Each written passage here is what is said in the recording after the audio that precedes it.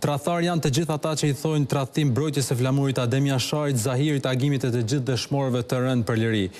Biri im ka marrë një vendim që bëron nga bindjet e tij dhe dëshuria për kombin. Ai nuk e ka refuzuar Kosovën, por ka zgjedhur të luajë për kombëtarën shqiptar, për flamurin me të cilin e kemi mbështjell dëshmorët tanë. Kjo nuk është tradhti, por besnikëri ndaj idealit për të cilin kemi luftuar.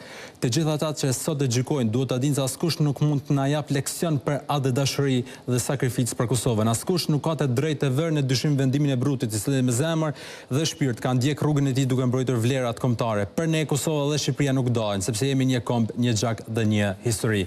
Toki, ky ka qenë reagimi sot i babait të etnik Brutit, besnik Brutit, i cili ka qenë edhe luftetar i UÇK-s nga Kaçaniku. Është e drejtë e prindit me deklaru për djalin e vetë dhe normal që s'munët me thonë që djali ka marrë vendimin e gabushëm, po tash majlindës që kam i thona që e kalon Shqipni në orë për Kosovën edhe këtyne e tjerve. Do me thonë që kam i thona majlindës edhe gjudistave tjerë zbashku me trenirën e tyne legjendar.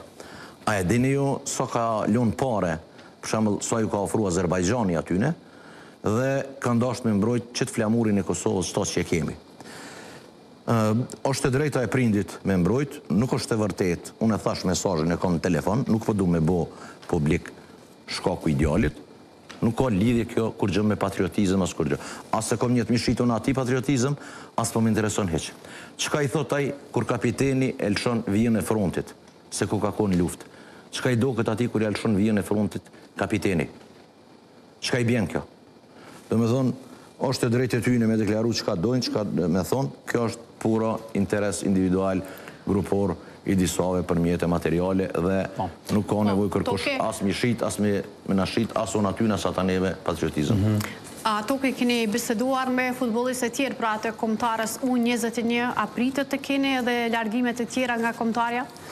Po tash në këtë situatë që po vepron FSHF-ja edhe mundet, po unë po shpresoj që definitivisht kësaj here federata jonë do të më ullë dhe me skjaru këtë situatë. Toki, me etnikun është futbollisti 16, zyrtarisht që në këto vitet e fundit nga Kosova ka shkuar në Suedi, Zvicër dhe me shumë Shqipëri.